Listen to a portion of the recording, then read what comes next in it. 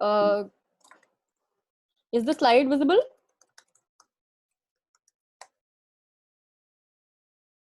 Shaurya is saying yes, slide is visible. Somebody else is saying no. Okay. Can I begin, Tilak, or whoever? Yes, ma'am. You can. Yes, ma'am. Okay, awesome. Hi guys. So sorry for the lag. Sorry that I postponed yesterday's also. Just have some contingency at home. So I'm going to begin right now. My thrust or focus of this course is to intimate you with the practical aspects of litigation, or other practical hurdles that I faced, or the litigation that led to the development of the law. I will be focusing on filing requirements. I will be focusing on why a certain, say, amendment was made, or what change did a particular case law or amendment bring to the ensuing litigation that came forward. IBC has been ever changing, and I've been fortunate enough to be a part of it since its inception, or almost its inception.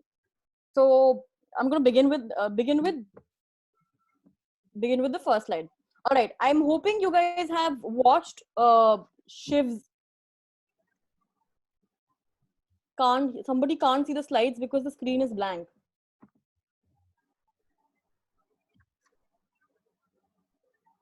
Can somebody respond if they can see the slides or not? It's visible to me, but I don't know people. It's not.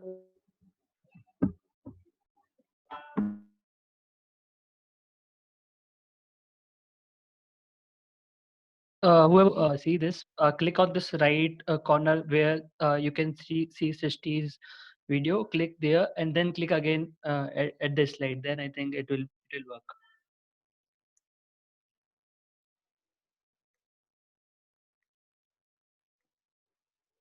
Visible?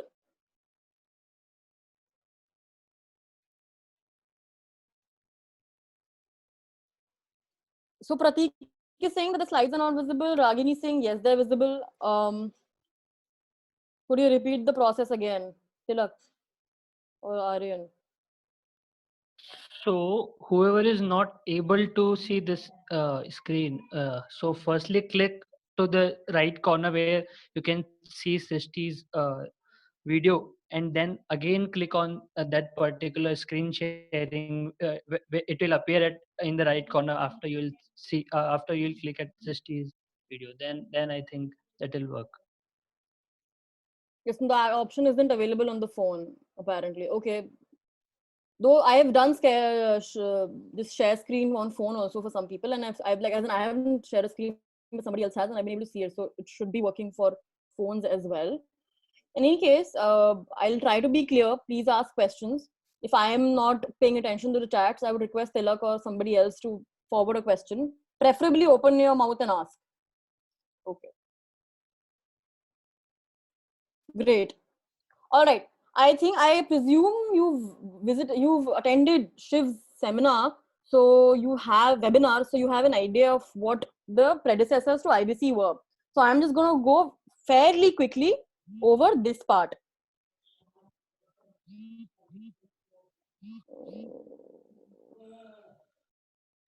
I'll mail the presentation later. I'm not mailing the presentation because I'm going to keep adding to it.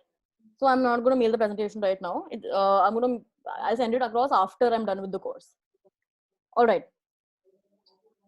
Okay. Sarfezi, as you guys know what. All right.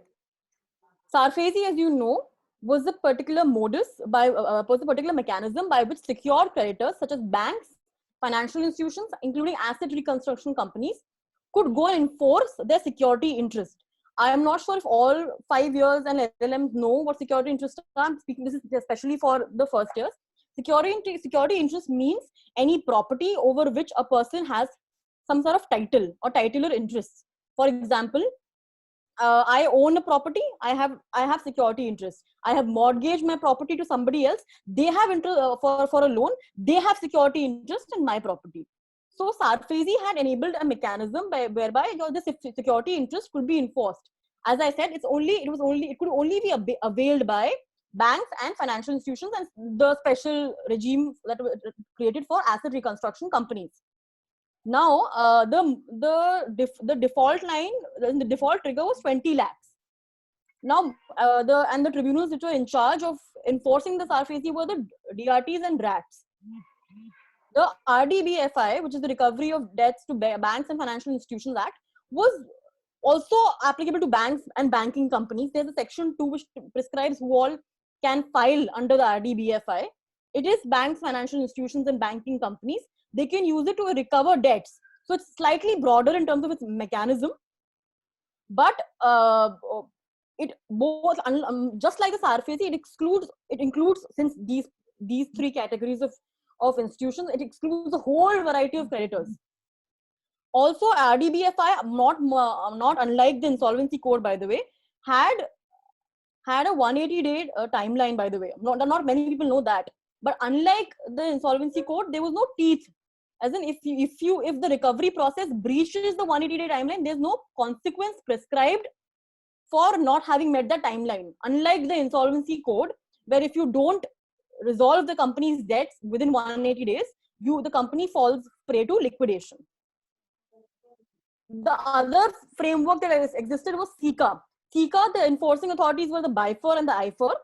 Now, the problem with SICA, I think, as Shiv also highlighted in his seminar, was that there was no default trigger, but people could just go and take a scheme of reference to the BIFER, saying that our net worth has eroded and our accumulated losses exceed our net worth.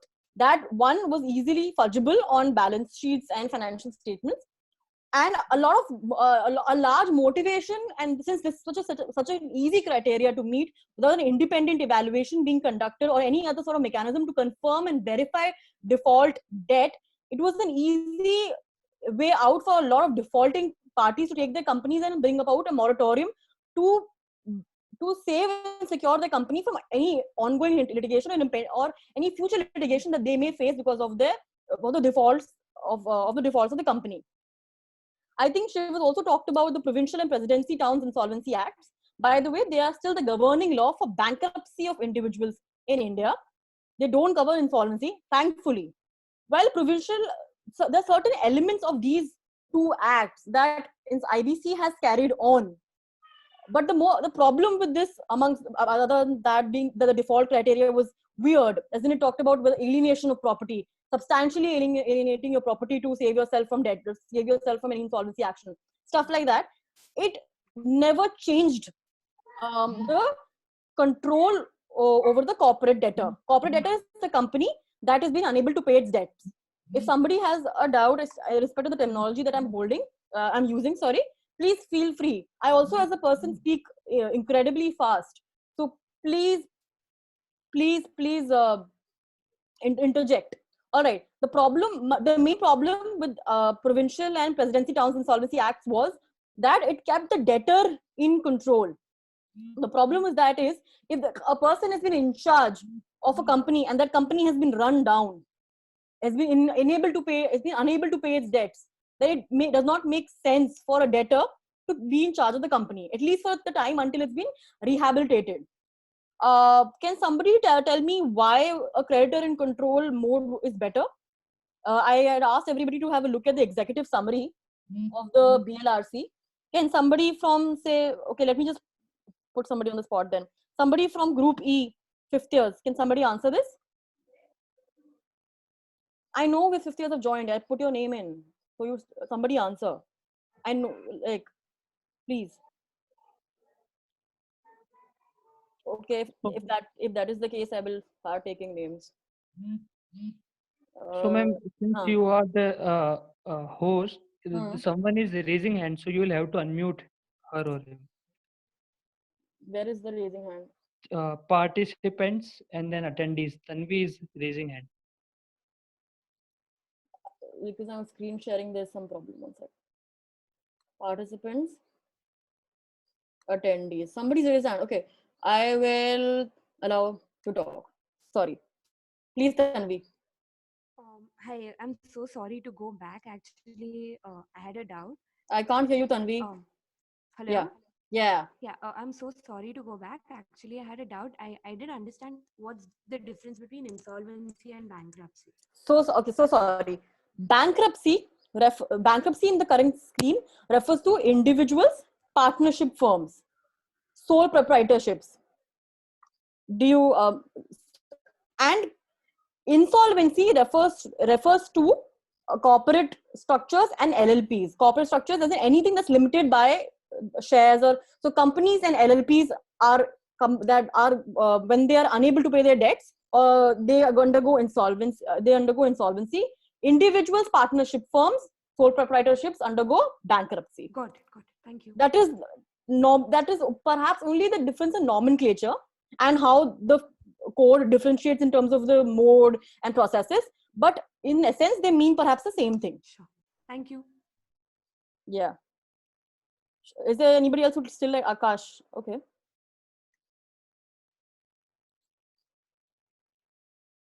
Akash,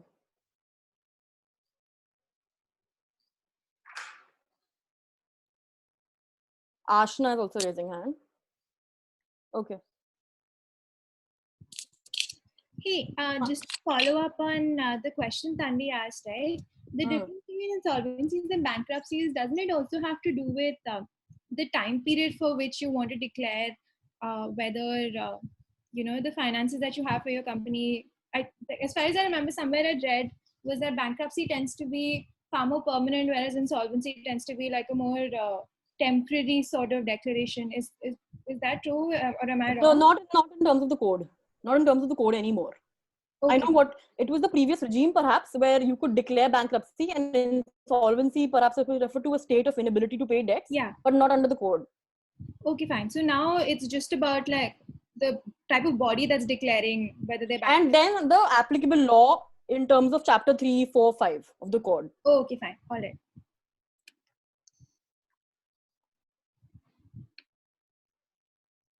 Anybody else?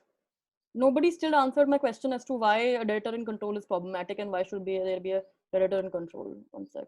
Hello. Huh. Yes, so the report mentions somewhere that a debtor will have more knowledge about the functioning of the company itself, and so they'll have an upper hand in negotiations, and that upper hand can be misused to be able to get away with not paying their debts in a manner which is deserved to be paid. And therefore, a creditor being in control of the insolvency process will allow for greater recovery. But the question I have is, because if IBC itself is a recovery, sorry, it's not a recovery mechanism, it's I'm forgetting the name, but basically the answer I think would be the upper hand which is gained by creditors. So you're saying that a debtor may have a vested interest in perhaps not managing the company well because the company was run down by him. So he may not be able to manage it properly. Is that what you're saying?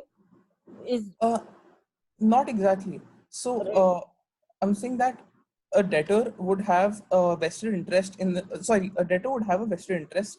That's correct.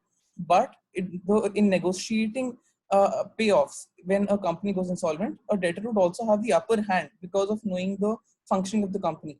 Sure, but that then is contrary to what I'm asking. I'm asking why is debtor not good? You're telling me why a debtor is perhaps good for the company to get back. So Siddharth is also raising 1 sec. So I'm just letting everybody talk now. 1 sec.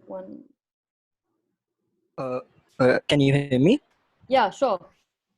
So according to section 29A of the code, it says that so anyone who's got a vested interest, like you said, they ran the company down in the first place. Secondly, creditors have a hierarchy, like not a hierarchy per se. They're financial creditors, operational creditors. So in a sense that to like for better run of the economy, for like liquidity to stay in place, creditors need their cash on a fast.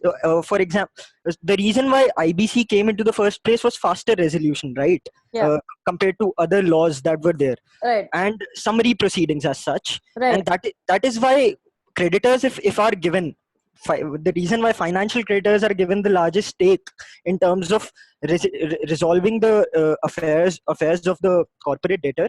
That is why I guess creditors are at a like a a better Hypothetical. if, Right. if that is I that's think all. Siddharth has hit close to home, but let me just answer that in two parts. Why are debtors not considered favorable to be in charge is because as everybody is iterated now, they are the ones who ran down the company. Even if that's a simplistic view to take, they were in charge. Even if in the corporate environment or the economic environment around was such that the company got run down, e.g., so for example, like depression or COVID or something like that, they were the ones in charge, and it's not appropriate for people. It doesn't make sense for some to keep somebody in charge who's run the company down. The larger part of the answer is that the creditors, especially financial creditors, are who? Bankers, financial institutions. They have the largest chunk of their money into the company. It is since the aim of any resolution process should be to resuscitate the company. These is very distracting. Um, sorry. Right. These companies, these creditors will be the ones who will have the requisite acumen financially and business wise, and will have the largest vested interest in getting better payoffs from the company, and through this vested interest will be able to revive the company. So twofold answer: debtors debtors are not considered eligible because of how they handle the company. Creditors, because of the financial acumen and the vested interest in payoffs from the company, will be better equipped to resuscitate a company. I hope this answers the question, which I only asked. Anyway, all right. Next was the existing regime under the Companies Act 56. Now, Companies Act 56 had an entire holistic winding up regime with the Companies Act, Company Court Rules 1969, which provide for what happens during a winding up. Section 433E provided grounds for winding up. One of them, which was the most crucial, was inability to pay debts. I, as a creditor, whether any kind of creditor that I may be able to send a notice under section 433 saying, I believe you have been unable to pay debts. If you don't pay debts in the stipulated period, I shall file a winding up petition in the concerned high court, company court rather, sorry. Right. Now, after the IBC came into force, there was something called the 11th schedule to the IBC, which amended the Companies Act. Among the amendments was removal of this ground, which now meant that 433E would be removed, and if a corporate is unable to pay its debts, you would have to move under IBC. I'm going to skip this slide and come back to it. Also, they amended section 434 to include now the subclause 2, which says the central government may make rules consistent with the provisions of this act to ensure timely transfer of matters, proceedings, or cases pending before the CLB to the tribunal under this section. Now, this relates to the fact that now say there's an X company. It's been unable to pay its debts. It's X company located in Delhi. The concerned company code would be the CLB in New Delhi. I or some other company files a petition in the concerned high court saying that this one has been unable to pay its debt. I sent a notice, they didn't reply. I need my money. I'm filing this winding up petition. Wind it up, appoint an official liquidator to pay me back my sums.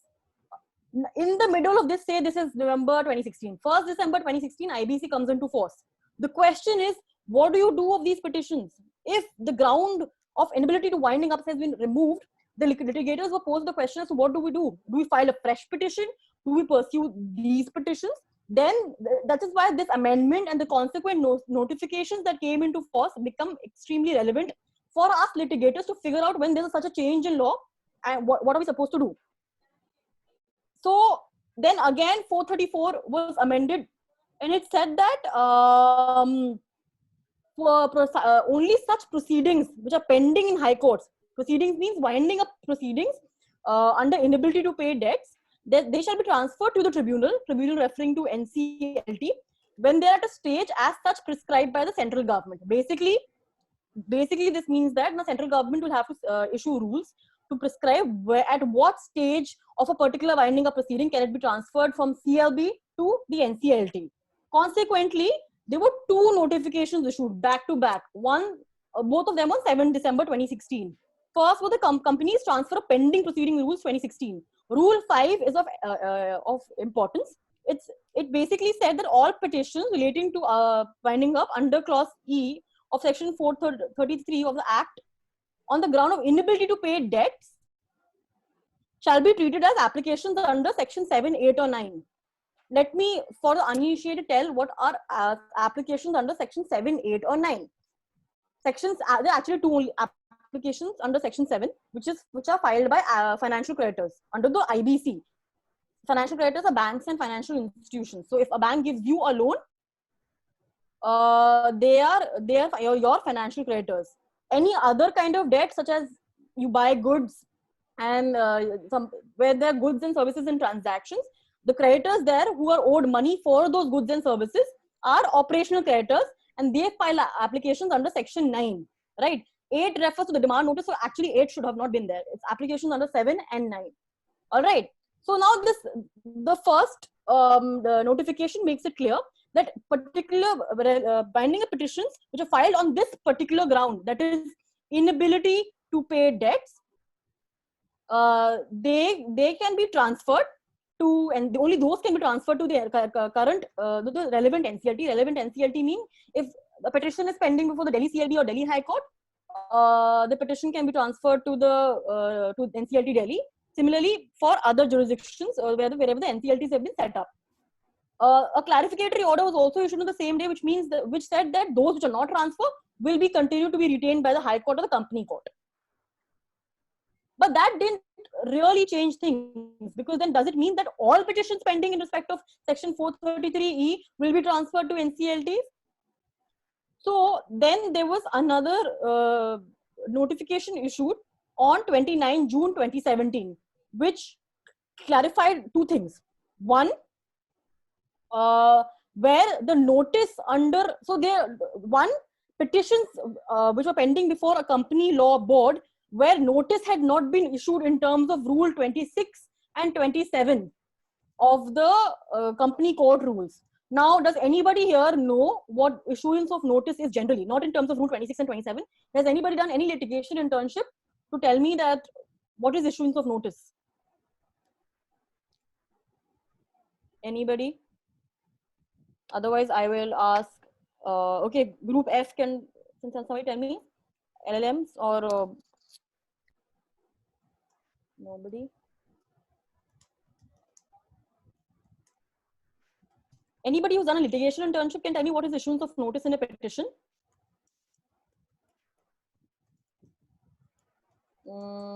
Okay. Right. Awesome. Tell me, Laksh.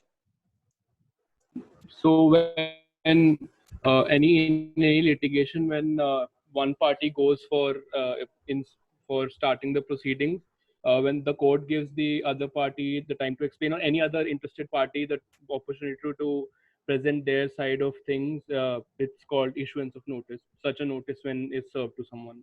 Right. Brilliant. Thank you.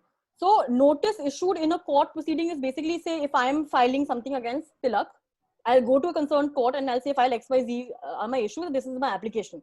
Court will then issue a notice. Summons are also notice. Issue a notice to Tilak saying this is somebody X and Y person has filed an application against you. This is listed on this date. This is the order. Please present yourself on the next date of hearing, which is this, to explain why we should not allow the application against you. So notice is generally this. All right. Now, I'll tell you why. But in winding up, notices are of different kinds. There's a pre-admission notice and post-admission notice. What does admission mean? An application, when it's admitted against you, matlab it's been proven that you owed this money.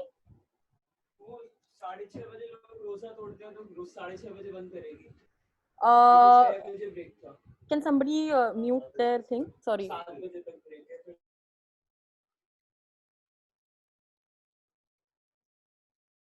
All right. So pre-admission notice means notice issued to the other party before the winding up petition was admitted against them, and post-admission notice. Sorry.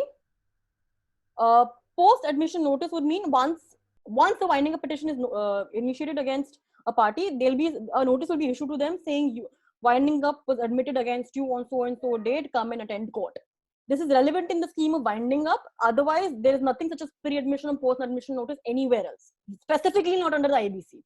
I am explaining to you the mechanism of this because it becomes important when I go to the later slide.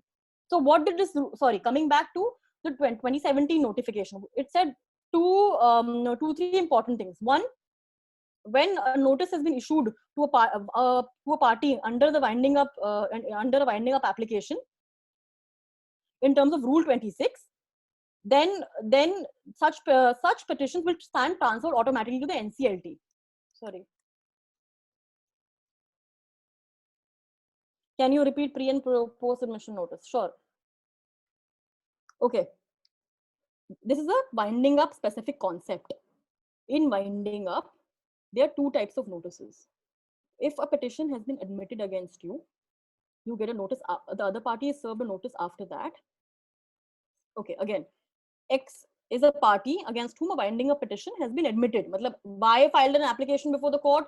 Court looked into the merits of it, said, yeah, acceptable. I'm issuing a notice to Y. Y will get a notice saying this petition was admitted against you on this date. Please come and show cause. That's post admission. Pre-admission pre-admission means the opposite of that. कि अभी petition admit नहीं हुई है आपके against. Petition has been filed. You've been asked to come to court to show cause. This is only particular to winding up. That doesn't happen in other courts. Other courts is only one notice. That is pre-admission notice. Before any petition is admitted, you file a notice gets issued to the party saying an application has been filed against you. Please turn up. I'll tell you why it's important as I move on. All right. Next is another. Oh, wow. Okay. Is this okay or you said can you repeat pre and post admission notice? I repeated it. Is that okay? And you said okay. Understood. Perfect. All right.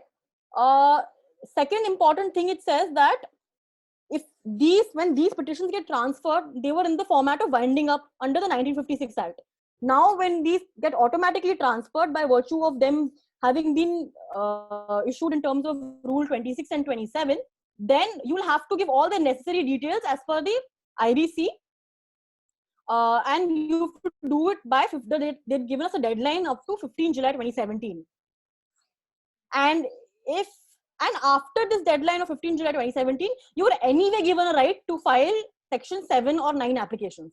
Matlab, after this notification, it becomes clear that even if a winding up petition is pending, you have the right to file a separate application under the IBC for initiation of corporate insolvency resolution process against a company, irrespective of winding up petition being pending.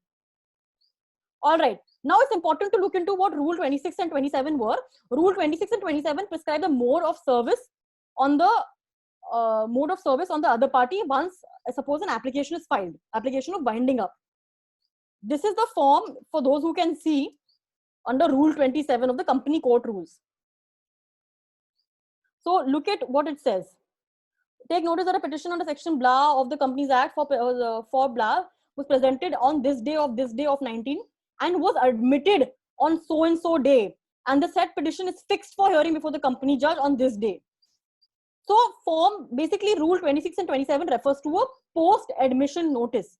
Matlab, binding a petition has been admitted against a particular corporate debtor, and they have to turn up now, which means that what the rules were saying was, if a winding up petition has been admitted against a corporate debtor and notice has been issued to the said corporate debtor, but they haven't turned up, such petitions until this stage stand transfer to the NCLTs. This is obviously notwithstanding the right they have been given. We did that notification which says that after so and so date, you can anyway file under the IBC. Now, all of this led to a lot of confusion and accumulated in this litigation, a lot of litigation across the country. Bombay High Court said the notice in Rule 26 refers to a pre-admission notice, and said that any winding up petition is only in the initial stage where winding up was not proven. They would stand transferred to the NCLTs. Rest of them would have to be fought in the concerned company courts of the High Court. Madras High Court said ulta. that this refer to they refer to the wordings of the form that I just showed you, and said this clearly refers to a post admission notice. That means after the court has looked into the merits of winding up, said okay, winding up ordered, you party, you didn't turn up till now, I'm issuing a notice to you, the post admission notice. And even so, that means any winding up petition that is at a stage where winding up has even been admitted, even in those cases can a petition be filed against that corporate debtor. Bombay High Court, there's another case called PSL versus Jotun India, which said it doesn't matter. Code, the IBC creates a special right in favor of all creditors, and they can still at any point exercise their statutory rights to file against the corporate debtor. All of this culminated into a Supreme Court case called Foreign versus Edelweiss ARC. The background to this is Foreign was one of the operational creditors. It had provided some goods or services to this corporate debtor called TechPro Systems Limited. Edelweiss ARC, I appeared in this case as well. Edelweiss ARC was one of the financial creditors, and we had filed a Section 7 application, that is being a financial creditor, against TechPro Systems Limited, which had gotten admitted. Foreign challenged it, went to NCLAT dismissed it, went up to the Supreme Court, and Mr. Sanjeev Sen, who is a senior advocate, appeared on behalf of Edelweiss and argued all those points, that the fact, and especially stressed on 29 June 2017 notification, which I just referred to 2 slides back, which said 2 things. One, it refers to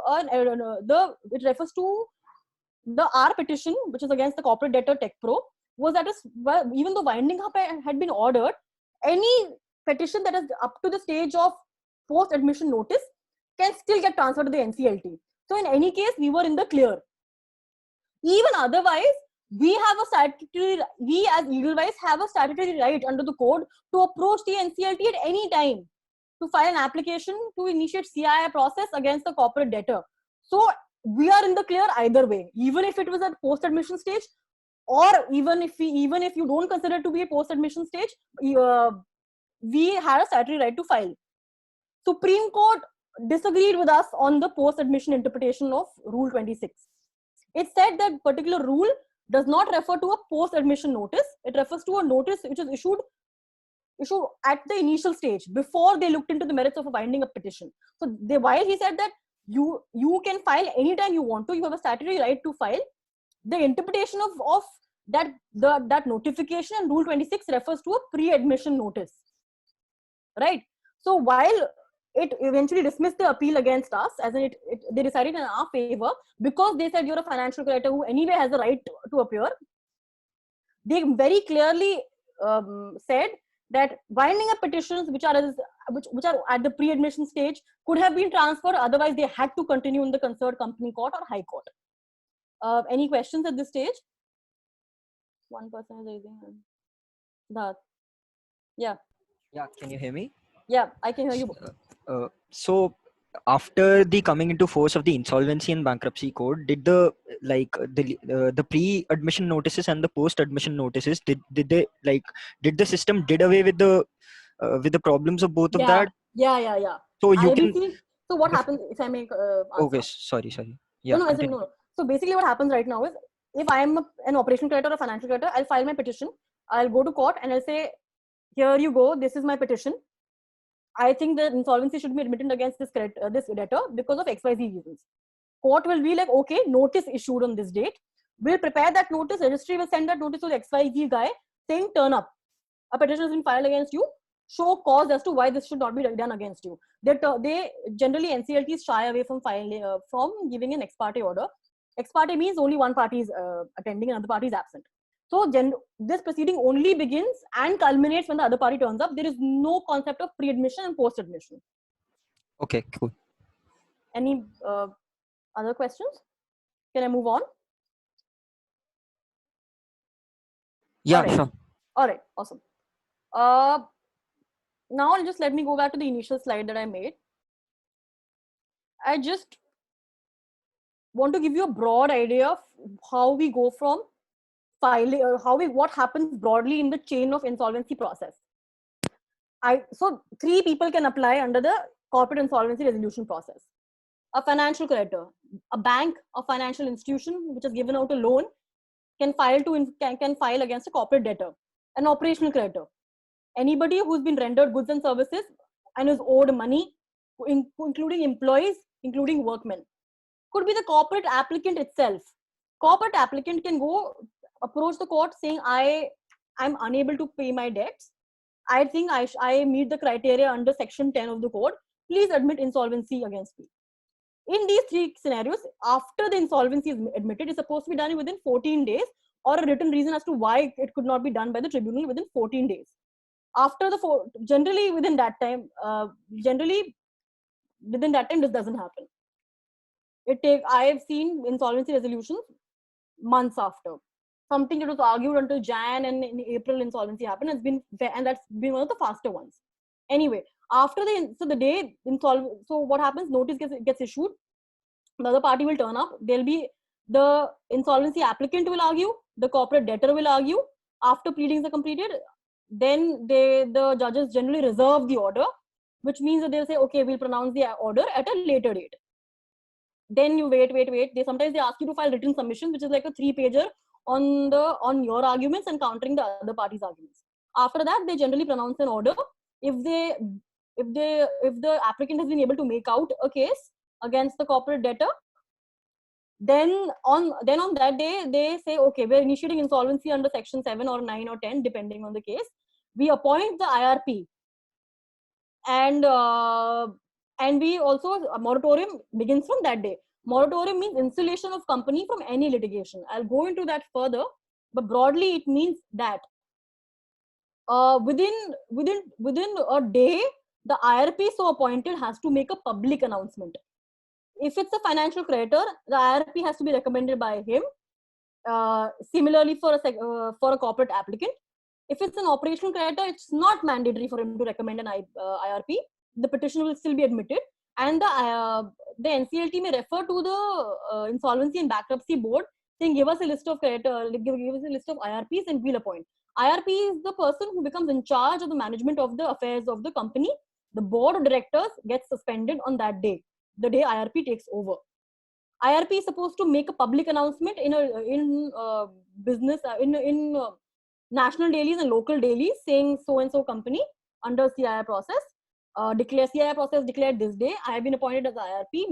My address is this. My email ID is this. And he sets a date by which creditors of the particular corporate debtor is supposed to send him claims.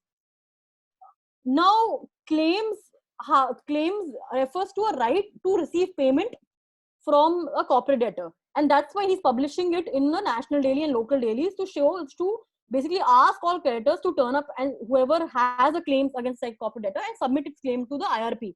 IRP, by the way, is not a quasi-judicial authority. Simply has a role to verify claims, cannot reject or admit. Liquidator is different, but IRP has only this power. It only can verify, saying, okay, it matches the documents, doesn't match documents, and this is your claim against the company. Within 30 days of his appointment, he has to appoint the committee of creditors. Committee of creditors comprises only of the financial creditors and OCs if they cross it, and an operational creditor if they cross the 10% threshold. As in, if I am a corporate debtor and out of my, if I owed people 800 rupees, only if an OC was owed 80 rupees or more, can he sit on the COC. Related parties are not allowed on the COC.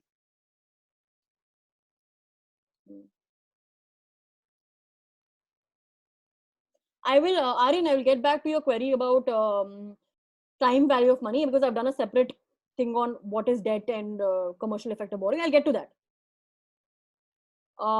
It's not difficult to make out a case for time value of money if it's a bank and financial. So, okay, Aryan has asked a question as to how easily do applications by FCs get accepted by NCLT. Financial creditors, by the way, are the easiest if it's a bank or financial institutions. Banks have the best documentation, best records at their disposal to prove debt and default. Also, I'll get to this, but financial creditors don't have much to prove other than XYZ things. And if okay, so for banks, proving and trying to initiate insolvency using loans is not tough at all. Problem happens if somebody is in a gray area between FCs and OC and can't prove their debt to be time value of money, right? So in that case, it will take time, but I don't think it will take time. Depends on your pleadings. My experience has been with the code, that code has such defined criteria. Either you fall in that criteria or you don't. So the determination happens fairly fast. All right. Yash has asked if any creditor is by any reason not able to claim within time by IRP, what could happen? Good question. There's so generally IRP says, hey, give me generally within 90 days. IRP is supposed to process the claim, verify the claims. Like if today is the date that IRP said, okay, public announcement, send it to me by so and so date. Maximum 90 days from the date of public announcement, can he accept claims? That is the law. For initially it was like until any point in time. Then it became 90 days. But now NCLT Delhi has given many judgments, says that until the company is completely dissolved, you keep accepting claims. It's not fair to creditors to give a cutoff date. But by and large, all public announcements give a cutoff date. It's lesser even than the 90-day prescribed date.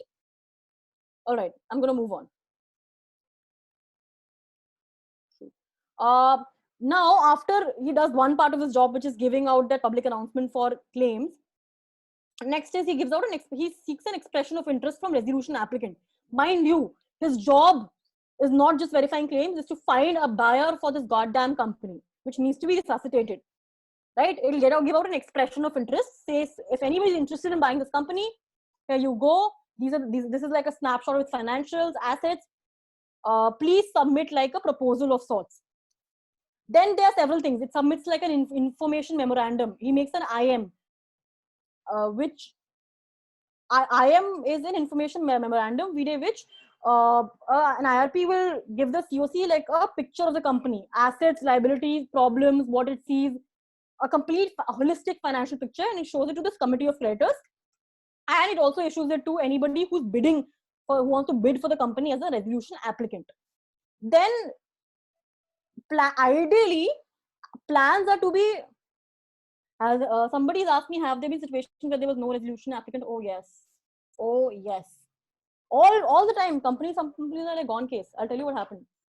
So there have been times when, in fact, there have been times when resolution applicants have applied and then they said no, can't do, this company is ridiculous. So if resolution plan comes within 180 days, which is a miracle and has never happened, good. Then you can go and resolution applicant takes over. Eventually, so resolution applicant will submit the plan to COC. COC will modify changes, ask the resolution applicant to change again. After this entire negotiation process happens, it goes to NCLT. NCLT approves, and that's how a company gets resolved.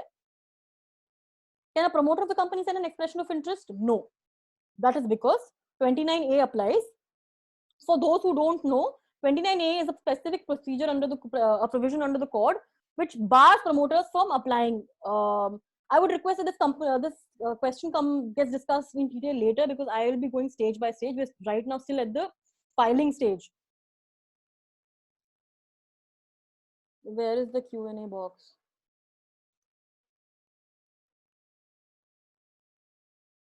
Right. For some reason, I can't open the Q&A box. Can some people ask on the chat only?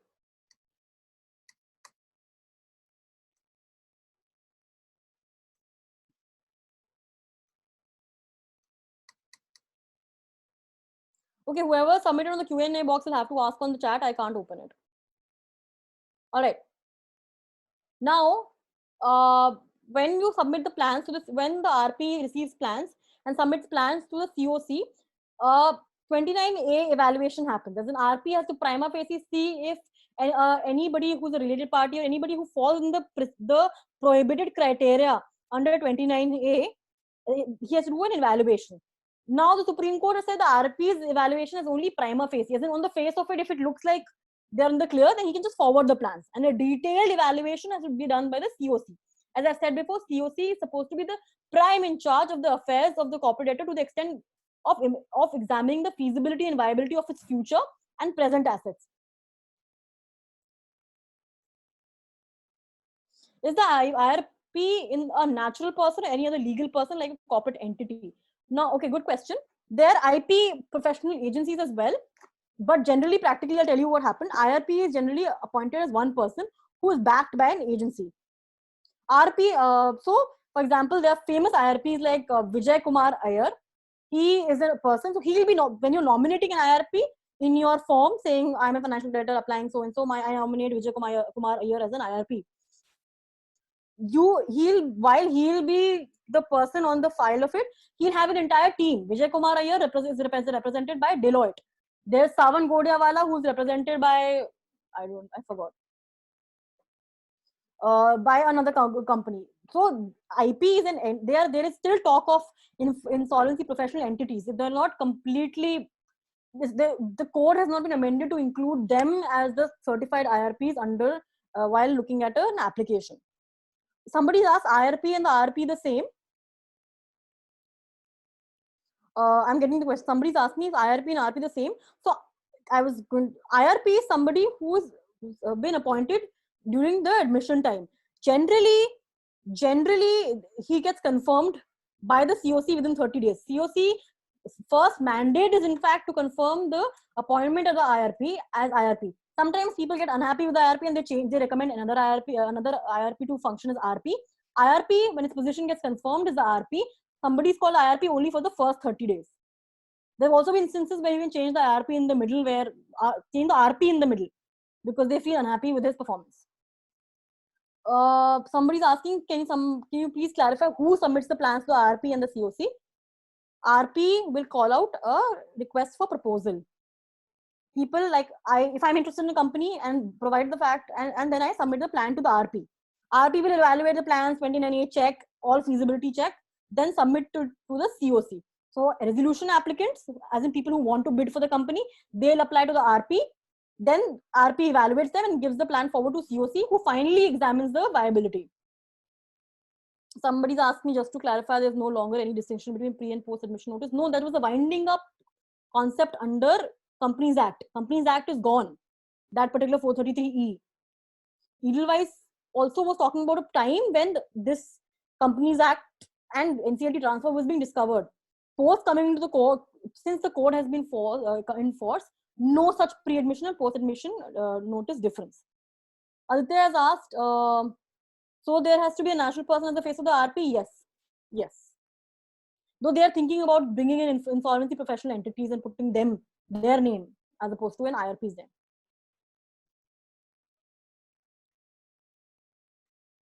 All right, moving on.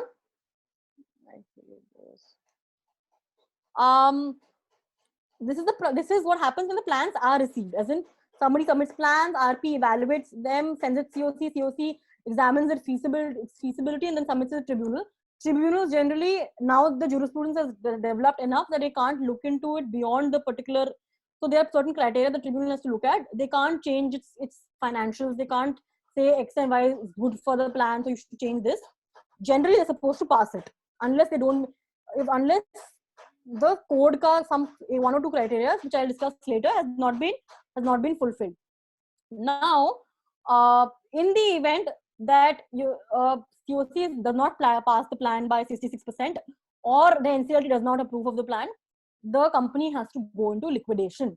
By the way, now post the last ordinance in 2019 code, now a company can be asked to be liquidated by a COC anyway, irrespective of whether a plan was received or not received, passed or not passed. The reason being that some companies which are completely hopeless. There's no point in going through the CI process of it and wasting time, money, energy, resources in figuring out a resolution. For example, some company may just be asset heavy. For example, I have a lot of plants, machinery, but my management sucks. I don't have any cash flows. Then in such a case, it will be better to just liquidate me and the creditors can take my assets and go forward. So in such a case, it's better to provide for such cases. The code has been amended to say that it's okay. The COC can pass a resolution saying that we don't want to continue with the CI process. Let's liquidate. Anyway, if the plan is not received, you have to liquidate, and the liquidation process starts. Liquidation process now, as opposed to 2018. Now liquidation process, a company is given 2 years to finish its liquidation. As in, now then liquidator is appointed. Generally, RPs continue as liquidators too, and then they take over the company and do the liquidation. They liquidate a liquidation estate, they sell off whatever they have to keep the company running, and then figure out a best way to dissolve the assets of the company. All right. Coming to the little bit more interesting part now. So now, as I said, who can file? That's the most important thing when you have to figure out in litigation, when what you're filing and who can file. Insolvency can, as I said, can be filed by a creditor. Creditor is somebody to whom creditor is somebody when somebody is a creditor when corporate debtor is defaulted, and they're in the criteria of financial, operational, or corporate applicant. Default means non-payment of debt when whole or part of the installment of the amount of debt has been unpaid. Most importantly, for default, the debt has to become due and payable. These are golden words. If debt is not due and payable, there is no default. Right? What is debt? Debt means a liability or an obligation in respect of a claim which is due from any person. Somebody's asking a question. Can a personal guarantor file for insolvency? Against whom? Aditya has asked, can a personal guarantor file for insolvency? If yes, what is the default limit? Which personal guarantor and for whom? You mean a personal guarantor can file for insolvency against a corporate debtor? Or can a personal guarantor file for insolvency in an ongoing? Somebody's asking, is debt becoming? Yeah, personal guarantor can file against the corporate debtor. Initially the DRTs were designated, now they have to file against under the NCLTs only. Aditya Sarkar has asked, is debt becoming due and payable mean the same as the debt crystallizing? Yes. I'll tell you what it means. Okay. For example, I sold some goods and I'm supposed to receive money for them. I issue invoices and to this X person saying the moment you will have to make payment to me within 60 days of receipt of these invoices. Now 60 days hote nahi hai, and then I file an insolvency application saying, oh, I gave them goods, they didn't pay me back, look, I've issued invoices. Debt becomes due and payable only when that 60-day period gets over. Similar for any loan document. There will be a time period prescribed. So most loan documents have this schedule of dates which says that, okay, this much amount has to be paid by this date, this much amount has to be paid by this date.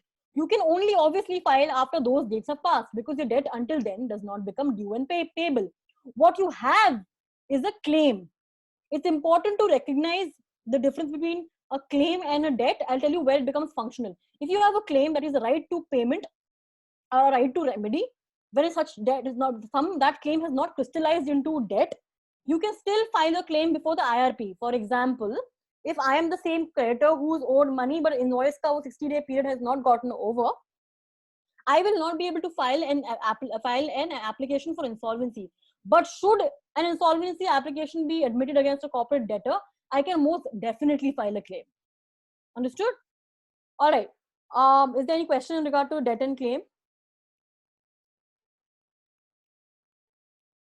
Okay.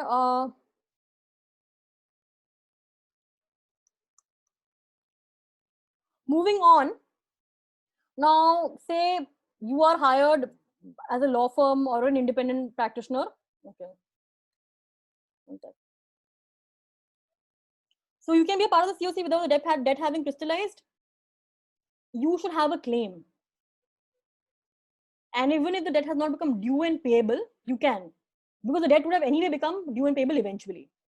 You can be part of COC, yes, if the set debt is financial debt or more than 10% of OC debt. If Anjali's been asking me that. All right, I'm moving on. Now, if you say as a law firm or independent, oh, one sec.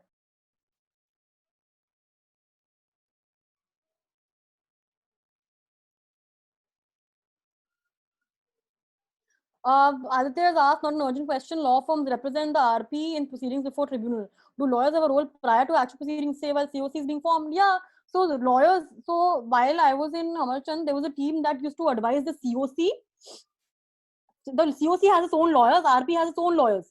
COC proceedings. COC has to go by the mandate of the code as well. No, they have to. They have to the rules of procedure. You have to confirm an RP within 1 month. Then COC has to look into the viability of a plan. We're going to look into whether somebody who's applied is eligible to apply for the resolution plan. All those legal questions will be the lawyers councils who will answer that for the COC. COC has a separate lawyer for sure. RP also has a separate lawyer team for sure. All advisory and litigation, they will use those lawyers to represent them. COC, for example, if a resolution plan application has been submitted by the RP saying, okay, COC has approved the resolution plan, and he files the application before the NCLT, obviously COC counsel will have to be present there saying, yeah, we filed, this is our resolution, 66% as per the code. Any other question, Aditya? Can I continue?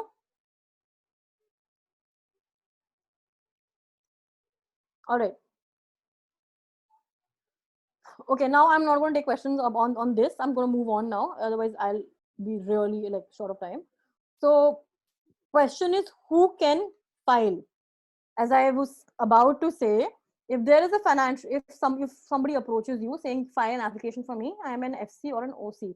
The first thing you'll have to check is their authorized signatory eligible to file or not. For example, what was happening initially is both the articles of association of a company or generally board resolution say XYZ, we authorize XYZ person or power of attorney say so, we authorize XYZ person to appear for us in all petitions, applications, and signing all plaints, written statements. It is a very broad and generic power in the sense of authorizing somebody to appear for a company. This is important because we're doing corporate insolvency resolution process where corporates have been given the power to file against a corporate. And as you know, corporates are legal persons who will have to be represented by an authorized signatory. The point I'm trying to get at is a simple power of attorney or a simple say AOA which contains language which does not specifically mention the IBC will no longer run. So what happened in this case of Pelagic Infrastructure versus ICICI Bank was ICICI filed a Section 7 application, which is an application by a financial creditor for initiation of CII process against Pelagic's infrastructure.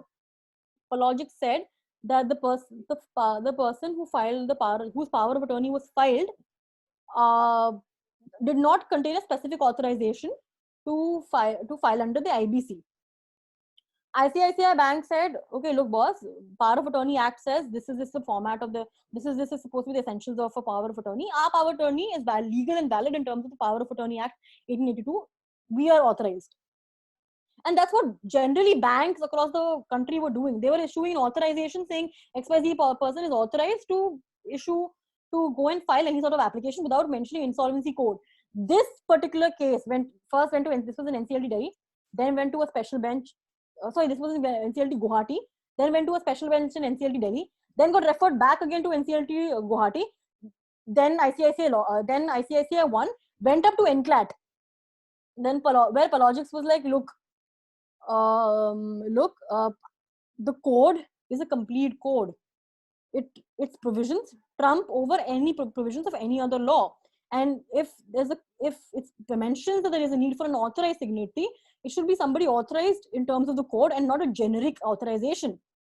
So after this particular case law, all authorizations of any person trying to file an application on behalf of a financial creditor or an operational creditor, when such FCs or OCs are legal persons, you have to have an authorization that mentions that they are authorized to file under the code. Some banks, especially SBI, came up with like a letter which specifically said grade 5 officers are authorized to file insolvency proceedings, etc. What you can do as the person advising your client is to just incorporate the right language in a board resolution, say when it's a company, where a board authorizes, or if a company says if already person is authorized and they want to further authorize or sub-authorize another person, you can include the language in the power of attorney saying XYZ person is eligible to file under the IBC. All right. Any questions on this?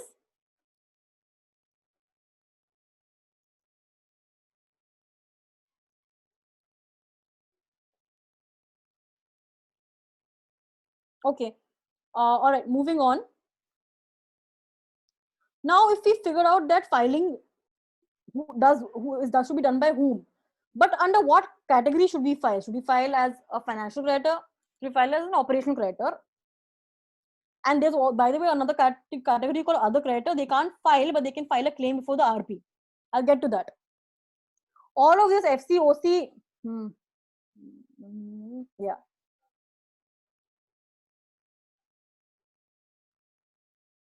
When a corporate applicant files for CIRP, who's typically authorized to do this?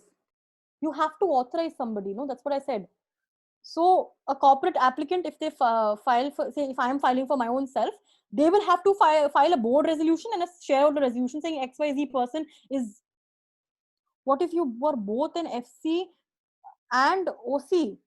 If you're both an FC and OC, you can, depends on the nature. Then, okay, two questions have come. I'm going to answer the question first. When a corporate applicant files for CRP, who is typically authorized to do this? You have, as I said, you have to authorize somebody. You will have to pass a board resolution authorizing whoever can be authorized in terms of the AOA is generally a director saying, we as the board authorize so and so person to file an application under section 10 to initiate insolvency. There has to be a board resolution and there has to be a shareholder special resolution. This is in response to Vedai's question. Anjali is asking, what if you are both an FC and OC? It depends on the nature of your debt, no, sweetie. Because if you are if the debt you owed has the time value of money, that you are owed has the time value of money, then it will be a financial credit. You're a financial creditor, and if the debt you owed is in lieu of goods and services, then you're an operational creditor. If you are owed both kinds of debts, then your representation, then for example, if I am L&T, I don't know how you can be both FC and OC, but the simple form is, to the extent that you have financial debt towards the company, to that extent you will have share in the COC. To the extent of you have your operational debt, that will be counted separately, and you will have to file a separate claim. You will be considered, to the extent you have financial debt, you will be considered higher up in the hierarchy. To the extent you have OC, that debt will be dealt with separately with the other OC group.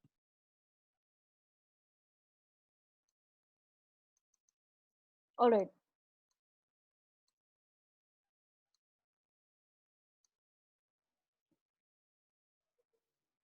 All right. Now, the problem arose when Nikhil Mehta and AMR Infrastructure line of cases came up. Now, there was an MOU signed between X person, which is Nikhil Mehta, and AMR Infra, where Nikhil Mehta said, okay, one more question, sorry. Will separate COCs are formed for OC and FC? No, only one COC comprising of all FCs and OCs that have more than 10%. There are no separate COC. The whole point of a COC is that it comprises only of financial creditors. The whole point being, those financial creditors are well equipped to look into the decisions of feasibility and viability of a plan. All right, moving on. Okay, now the arrangement between Nikhil Mehta and AMR Infra was such that Nikhil Mehta was like, okay, I'll sell you my property. AMR Infra was like, okay, you take my I'll give you this chunk of money and certain assured returns from time to time. AMR Infra didn't pay up. Nikhil Mehta went and filed a section 7 saying the assured returns thing is what adds the time value of money to my debt.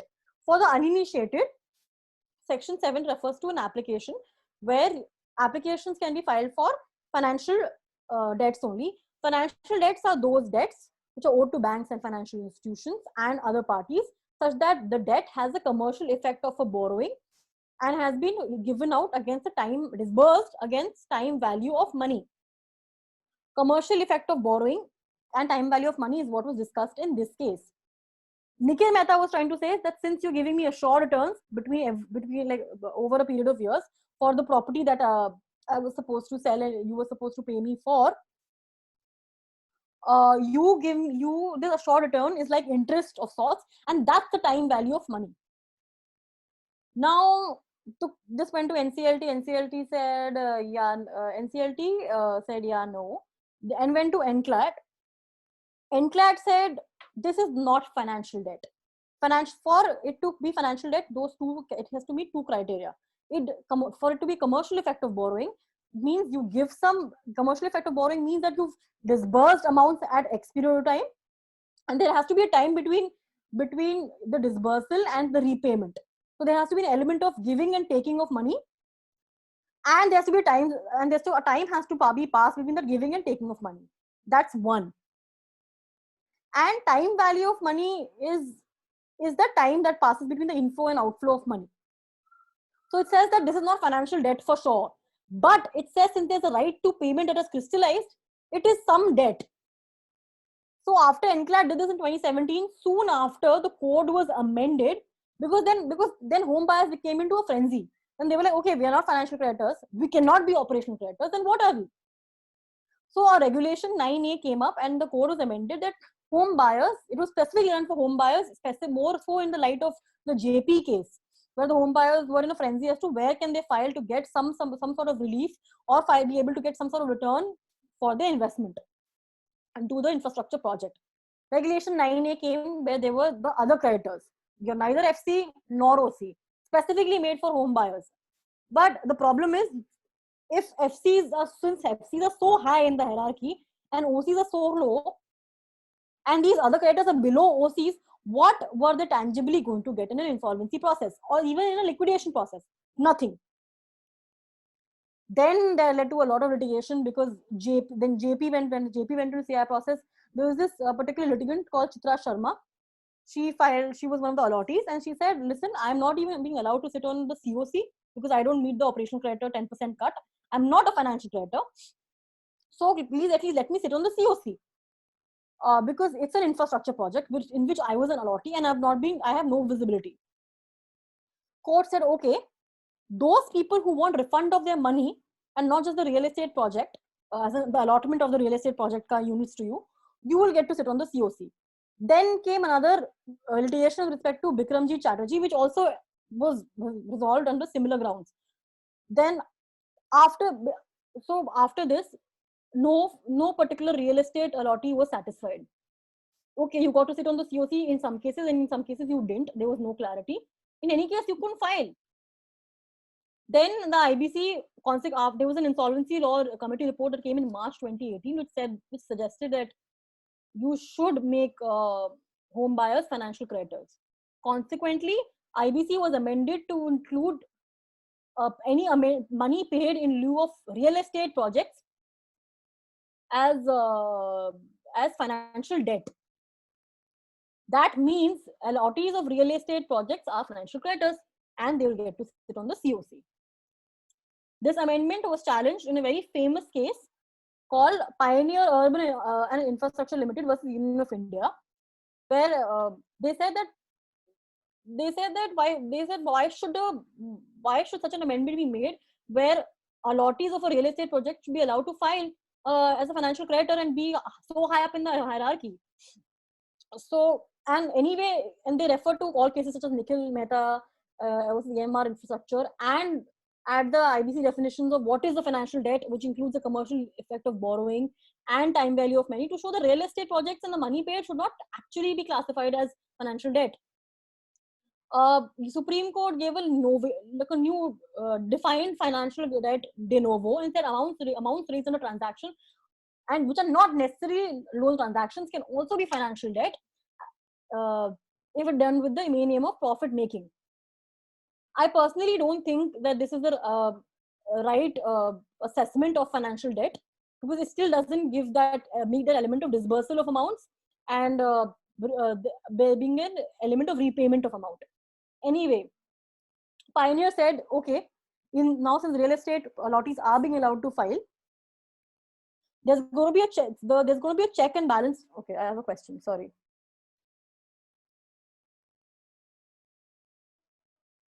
Somebody's asked me, is it specifically for a real estate sector or a customer for a company can be a financial creditor? The amendment made was for the real estate sector. Can a customer for a company be a financial creditor? Depends on what your the terms and conditions of your debt are. If you are generally referring to any customer, they will mostly be an operational creditor. Mostly. Unless you can prove that you gave the money which was supposed to be given back at some interest rate. If you're able to prove those two things, time value of money and commercial effect of borrowing, then sure, you may be able to say they're a financial creditor. But customers or the terminology that you use is customers, which are basically who have provided services or goods, they will be operational creditors for sure. And the amendment was specifically for real estate sectors only. So the question came, so then everybody who's been allotted a project will want to file a Section 7 when they don't get their project through. Especially now in the light of RERA, when RERA has been set up in the backdrop of financial frauds happening by in place at the hands of real estate sector, real estate projects not getting completed on time. So what do you do? So the Supreme Court said, okay, we'll keep in a measure of check and balance. Let a real estate project allottee file saying I am a financial creditor. They will have to prove that they're not doing it just to get coerce or arm twist the particular real estate infra provider into paying them money, but are actually interested in getting an allotment. Because if they're doing it with them as a modus to arm twist them into providing them a project or get the recovery fast, then it will be considered a fraudulent application of CIR process, and their application will not be allowed. So now where we were, this is August 2019, Pioneer, where we were there was that real estate project allottees are allowed to file. Now came the amendment towards the end of 2019 saying 100 or less or 100 of those allottees or 10% will have to file one application together, because literally anybody of any real estate project was filing. To curb multiplicity of applications and to sort of encourage a common grievance being put forward, they've put in like a numerical threshold, is where we were. Somebody's asked me, are remedies for home buyers under RERA and under IBC concurrent remedies, or does one have to avail one remedy before another? No, you don't have to. In fact, Pioneer specifically addressed that just RERA and IBC have different end games. IBC is for corporate insolvency resolution of the corporate debtor, and for the court to evaluate whether they're a defaulting company in terms of the code. RERA is the remedy specific for the real estate allottee. They want to get a particular allotment and they want to complain about the real estate project. They're concurrent remedies and they don't exclude each other. Abhishek Singhvi, 10% of debt value, 10% of the number of home buyers, 10% of the number of home buyers. This onus on the home buyer has been held in Nikhil Mehta case, right? No, it's been held in the Pioneer case. The Supreme Court case. Onus on the home buyer to prove the reason for application. All right. Okay, one more question. Okay. Now, I don't know if people know or not what guarantors are, but this just to third party guarantors are. But let me just at the outset state, if you are a financial creditor and you have a corporate debtor who owes you money, and there's a guarantor also who secured that debt, you can leave the corporate debtor and go for the guarantor. That's absolutely allowed. Guarantees or counter indemnities is financial debt under the code, and you can obviously go forth and file an application against them. In fact, sometimes since the guarantor is a big shot, for example, it's a big industrialist who's given a guarantee, or a big company that's given the guarantee for a smaller subsidiary company, it may make more sense to make them a party and go forward and file an application against them. Guarantors are, for all intents and purposes, financial creditors if they secure a financial debt.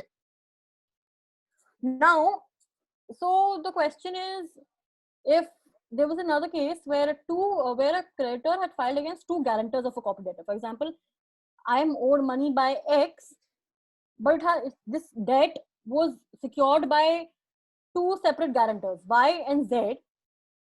So there was this one company that filed against two of the guarantors. NCLT Delhi admitted it. One of the guarantors promoters went to NCLAT saying you can't do that. You can't admit case against both the guarantees. Both the guarantors are securing one debt. So either you initiate against one of them, and you don't initiate against the other one. So the NCLAT agreed with that and said CII process should have been admitted against only one of the guarantors and not both the guarantors.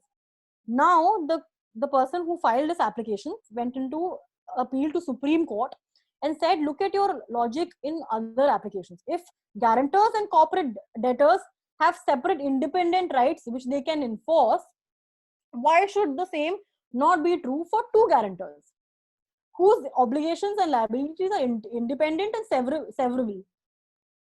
So where we are right now, Supreme Court has issued notice to the other party, but there has been no decision in this. With my colleagues appeared for the financial creditor.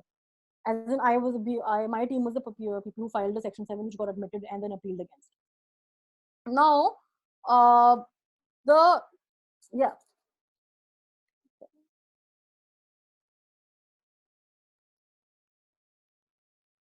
somebody's asked me if the home buyers have already been delivered flats and they feel that they did not get the flats worth the amount they paid, can they go under the IBC claiming it to be financial debt? No.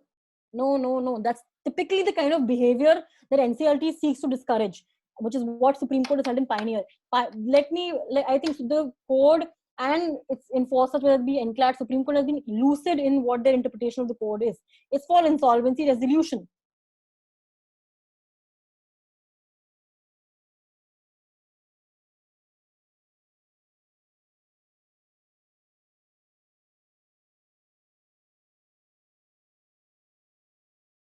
You are dissatisfied with the service or the product that they delivered to you, but not IBC. IBC is not for that. They can't claim it to be financial debt. They can't avail the Section 5(8).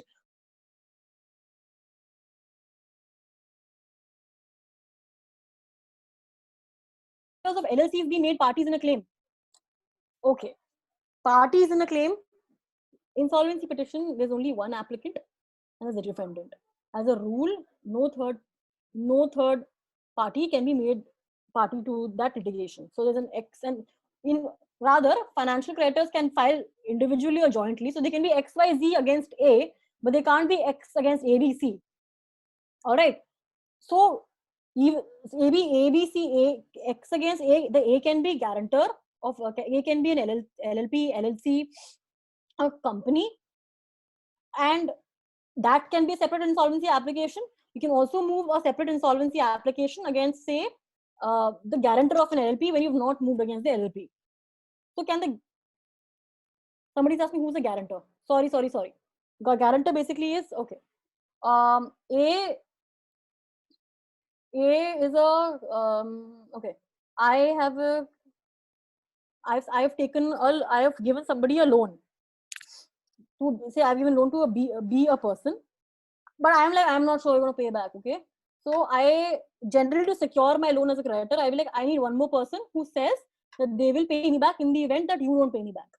So the contract of guarantee is one that will be entered into between me, the person who I've given the debt, and the third person who's promised to pay me back should person B not be able to pay me. This tripartite contract is a contract of guarantee. Shay, is that clear? Or should I elaborate?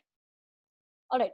Contract of guarantee, just need to remember that the guarantor and the creditor have separate and independent liabilities. There's a lot of case law on that their liabilities are independent and separate and is joint as well. As in they both, I can claim against both a bit for the entire debt or either.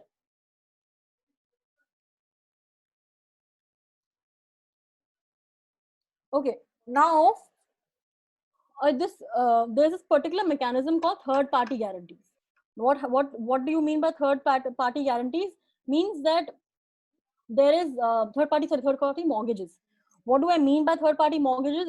Generally what is a mortgage is A wants to has given a loan to B, but I am not certain as to whether B will be able to pay me back or not. So generally I ask B to give me a property, saying, okay, you secure secure a loan with the property, which I will take over if you're not able to pay me back. That's a simple mortgage transaction. Sometimes in complicated real estate structures, I may say, okay,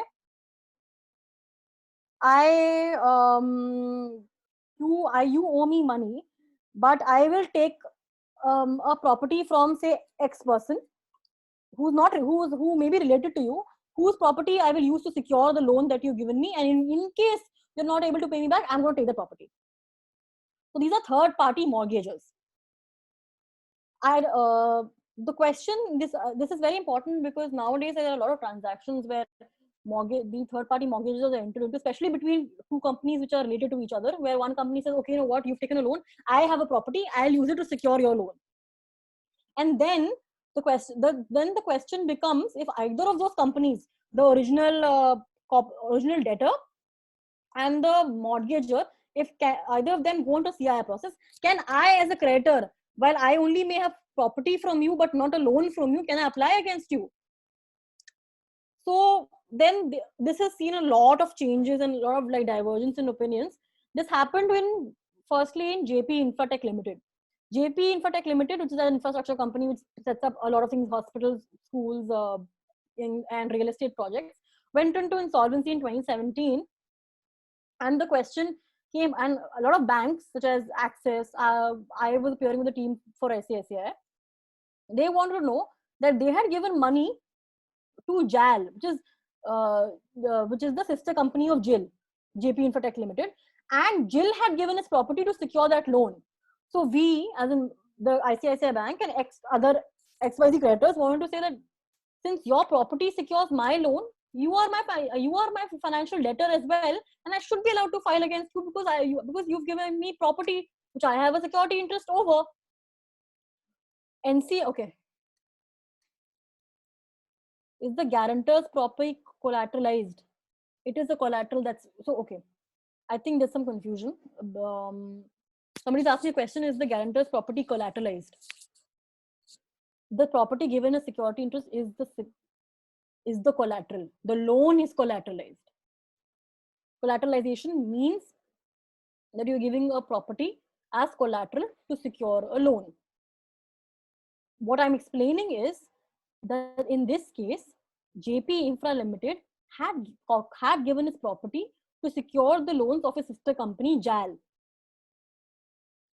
That property was the collateral to that initial loan, and that collateral had been issued to the banks who had given the sister company the loans.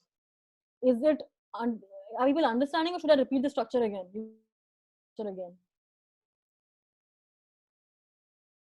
Vishesh, do you understand what I said? Collateralization means you're giving a property as a collateral. Does anybody want me to? Okay, all right. So in this JIL and JAL conundrum, NCLT refused to comment on whether such property holders will be financial creditors or not. Then, and in fact, it said quite to the contrary, that we don't think it's financial debt, and move on. We are not going to admit your claims. The problem is, in such an event, financial creditors will lose out, even though they have control over the property of the corporate debtor, because one, moratorium has been imposed, so you can't proceed against the property of the corporate debtor, and two, you're not even allowed to file a claim because you're not considered a financial creditor basis this third party property. So all of these banks went into appeal in NCLAT. The first day of hearing, NCLAT seemed sort of convinced-ish that, okay, I see where you're going, and it stayed the order of the NCLT, which seemed like a big victory, which seemed like understanding the structure and was possibly looking at it like a third party guarantee. In fact, one of the judges even commented that this is like a third party guarantee, perhaps. Okay, cool. Then this litigation went on for a bit. NCLAT gave a judgment, but not quite going into why such third-party property holders should be considered financial creditors of a sister concern, which was JIL in this case, but held in the bank's favor. These banks went up to the Supreme Court and resulted in a judgment in 2019 and 2020 beginning, which was called Axis Bank versus Anuj Jain.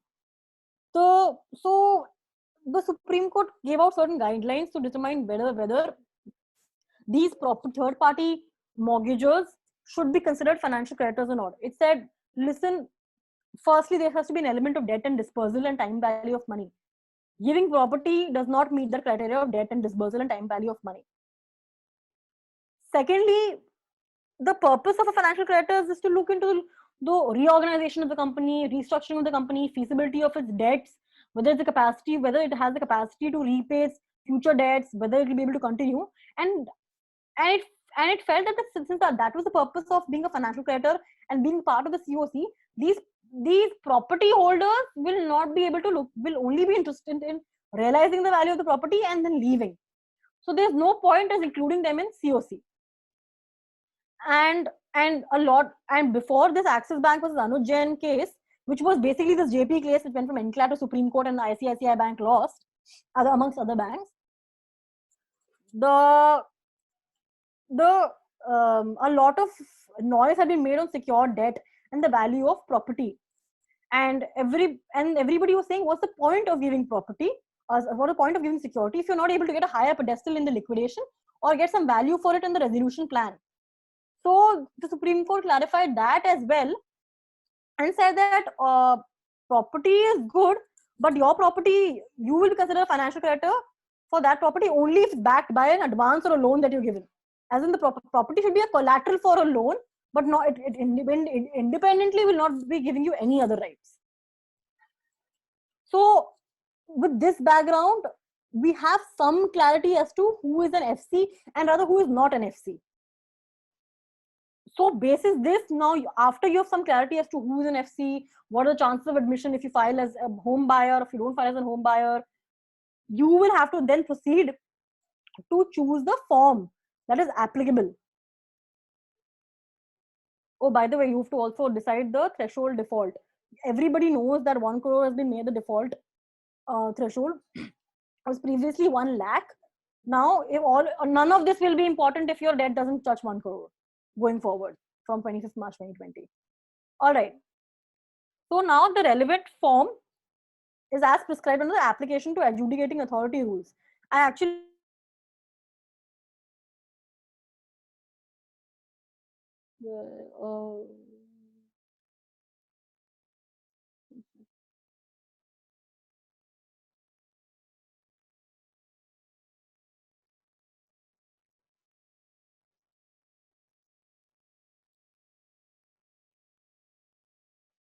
one sec.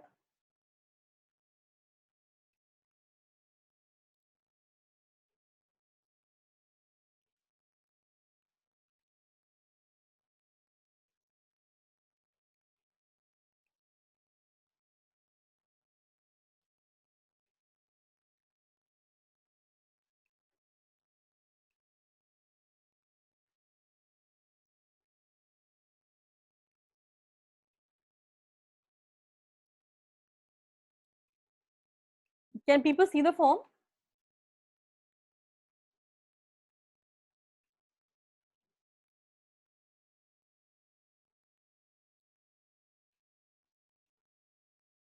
Okay, awesome. All right. I'm showing you the form because it's of utmost importance in IBC that you file things right. Your petition will get chucked out if you don't file things right. So this is form 1, which talks about application by a financial creditor to initiate CII process. So it begins with a covering letter that you address to the concerned NCLT. First part is the particulars of the applicant, as in whoever is filing. This is why the authority becomes important. Name and address of the person authorized to submit the application on its behalf.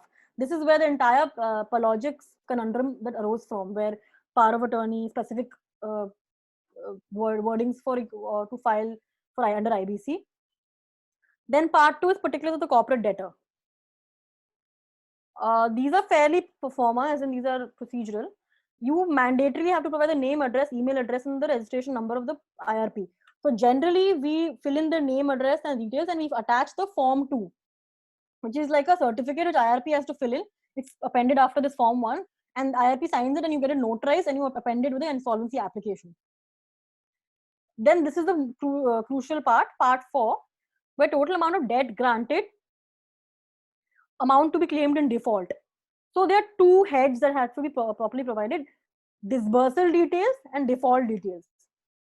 Disbursal details are what? The dates on which I gave out money to the debtor.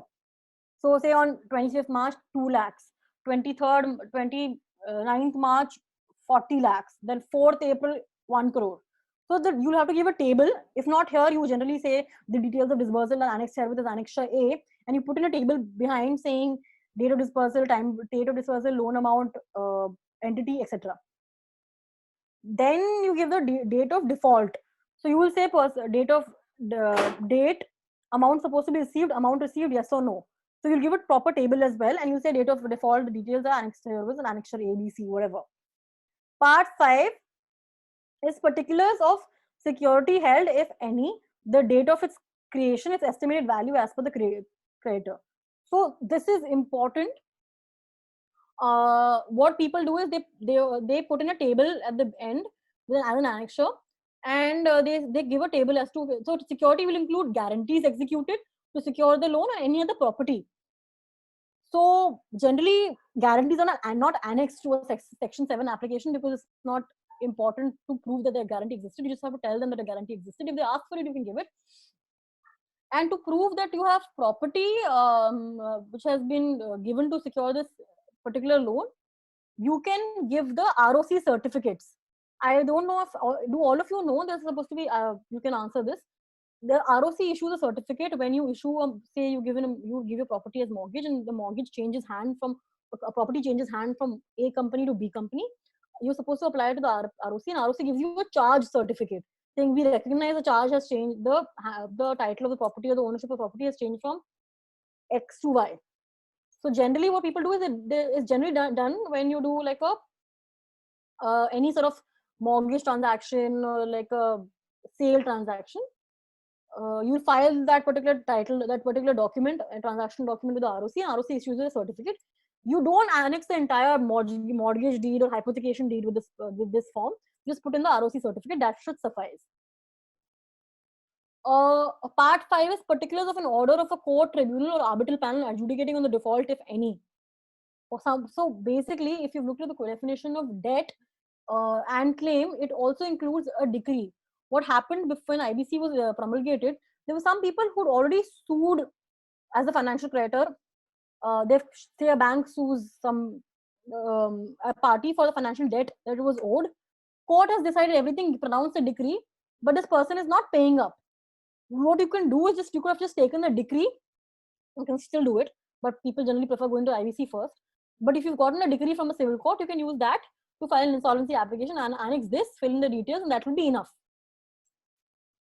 Now, next is record of default with the IU, if any. Information utilities are okay. I'm going to deal with them separately, but they are like databases set up where you have to file, where creditors are supposed to file information of the contracts entered into. The other party will have, then the IUs will send like a notification to the other parties saying you have to confirm key X whether such contracts were entered into. This is they're saying this is the date of disbursal, this is the date of payment. This basically these are independent bodies set up to authenticate on transactions. I'll go into the detail more. 4 is details of certificate of accession, probate, will, court decree. I have never used this in my tenure. The latest and complete copy to the financial contracts reflecting all amendments and waivers. So generally all loan agreements, any amendment to the loan agreement, any other side letters or whatever you may sign, all financial contracts by which the loan has arisen, you will have to put in here. 6 is a copy of default, a record of default as available with any credit information company. I don't know if you guys know this. There are CRISIL that exist out there that give you like an idea of the credit worthiness of a company. Generally, you can, and these can be obtained online. And these are, I'll give you an example of a credit worthy company, credit rating company. Standard & Poor is one, Moody's is one, India, CRISIL. They rate the company. And then generally, you can access the company's records as to the credit worthiness records online, and they'll generate a report, and you can annex that to your petition. It helps show that they're unable to meet their debt obligations, or they are a defaulting company. 7 is copies of entries in a banker's book in accordance with the Banker's Books Evidence Act. This is important because generally these are banks and financial institutions claiming debts. They are able to generate this certificate through their systems, which says that X amount is owed to me. This is important because under Section 4 of the Banker's Book Act, if a banker, in terms of its, so all this is done in terms of a software. All banks have one software, and that generates a certificate, and is signed by the person maintaining the records. This certificate in law is equal to saying that this is enough to prove the debt. That is the importance of a certificate. This only highlights the fact that yes, debt was owed to me, and I'm hereby certifying that it's true. You can't lie in this certificate. There's penalty for that. List other documents attached to the application in order to prove existence of financial debt. What some people do, and the smart thing to do, is to annex the financial statements of the corporate debtor. Generally, if a bank or a financial institution has given a loan to you, it will generally be reflected in its financial statements. It has to be. And then because when it refers to loans and advances, it have a list of people it owes money to, and banks are included in that. Individual debtors, individual creditors is tough too, but financial creditors you'll mostly be able to find in the list of banks and financial statements of banks and financial institutions in a financial statement. All right. So, and then you will say, I hereby certify to the best of my knowledge, name of IRP, and is fully qualified and permitted to act as an insolvency commissioner. This cannot, by the way, be filed. I mean, this can't be signed by a lawyer. You can file it, but this form has to be signed by the authorized signatory, authorized and duly in terms of the IBC to file. Okay. Now I'm going back to the slides.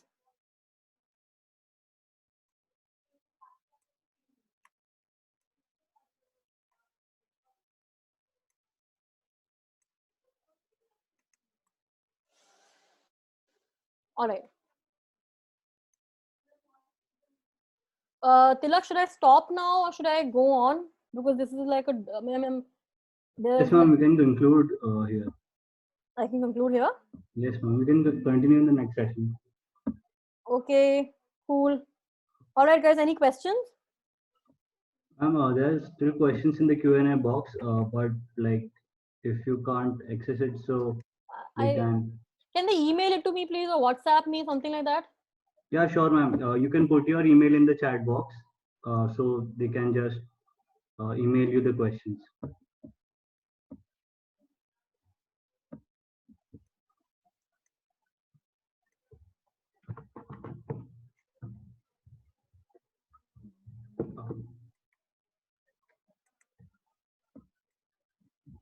Yes, we will circulate the PPTs on this one. Sorry? No, there's a question about PPTs. Do you want me to circulate? I thought I'll finish it and then send it to you, because after the entire this thing is over. Or do you want it now? Right, ma'am. Like as you wish.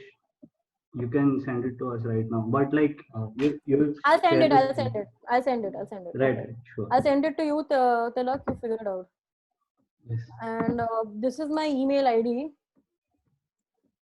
I'll reply.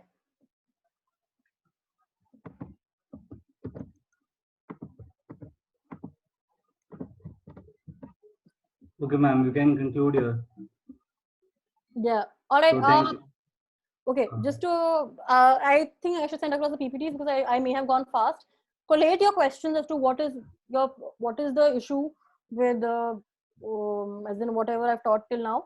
Also, I don't know, because I generally tend to use terms which I think people would know, because I was assured by Tilak that people have done the selection moot and have attended Shiv's presentation, so they are aware.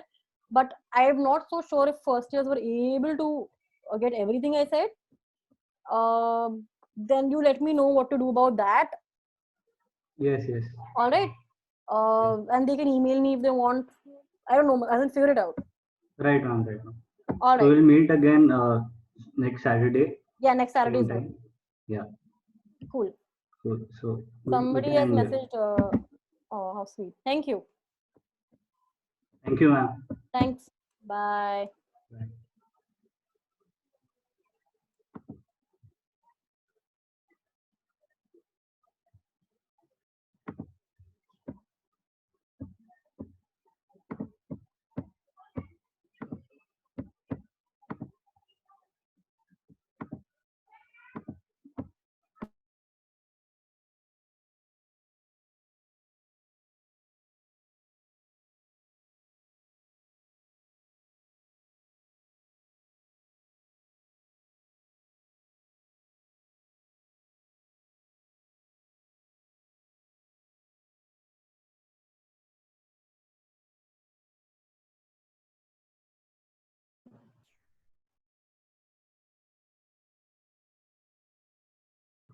No, so attendance will be taken by us. We'll just check the attendees list and we'll note down the attendance ourselves. Uh, Everybody can leave now.